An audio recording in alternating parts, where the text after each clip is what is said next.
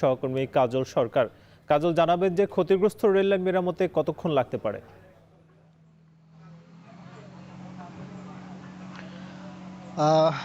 গতকাল রাত 9:30টার দিকে দুর্ঘটনার পরপরই আসলে উদ্ধার তৎপরতা শুরু করার চেষ্টা করে রেলওয়ে কর্তৃপক্ষ। তবে ভোর থেকে শুরু হয়েছে, ফলে বলা যায় যে অনেকটা দেরিতেই আসলে যে সংস্কার কাজ সেটি শেষ হচ্ছে।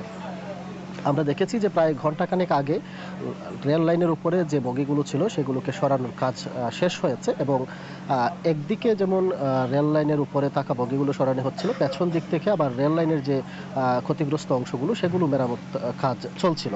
এখন বলা যায় যে একেবারেই শেষ রেল লাইন মেরামতের কাজ, এবং যেসব ট্রেন আসলে আটকা পড়েছিল, যেমন সিলেটে 3টি ট্রেন আটকা পড়েছিল, একই সাথে চট্টগ্রামে আটকা পড়েছিল, ঢাকাগামী যে সব ট্রেন বিশেষ করে আখাউড়াতে আটকা পড়েছিল, সেগুলো আসলে ধীরে ধীরে ছাড়তে শুরু করেছে। সিলেট থেকে চট্টগ্রামগামী, ঢাকাগামী ট্রেনগুলো ছেড়ে এসেছে। একই সাথে চট্টগ্রাম থেকে যে ট্রেনটি সিলেটের উদ্দেশ্যে ছেড়ে আসার কথা পাহাড়িকা, সেটিও ছেড়ে এসেছে।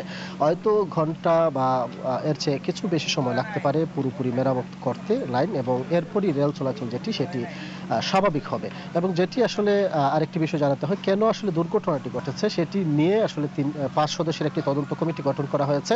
যেই কমিটিকে 3 দিনের কার্যদিবসের মধ্যে মূলত তাদের যে প্রতিবেদন সেটি জমা দিতে বলা হয়েছে, এবং এই প্রতিবেদন দেওয়ার পরই আসলে দুর্ঘটনার মূল কারণ সেটি চিহ্নিত হবে। পাশাপাশি রেলের যে 6টি বগি ক্ষতিগ্রস্ত হয়েছে, ফলে 5টি বগিতে জ্বালানি তেল ছিল, সেগুলো নষ্ট হয়েছে, কি পরিমাণ নষ্ট হয়েছে, ক্ষয়ক্ষতির যে পরিমাণ সেটিও কিন্তু তদন্ত কমিটি নিরূপণ করবে। এই ছিল আমার কাছে সবশেষ তথ্য। হবিগঞ্জ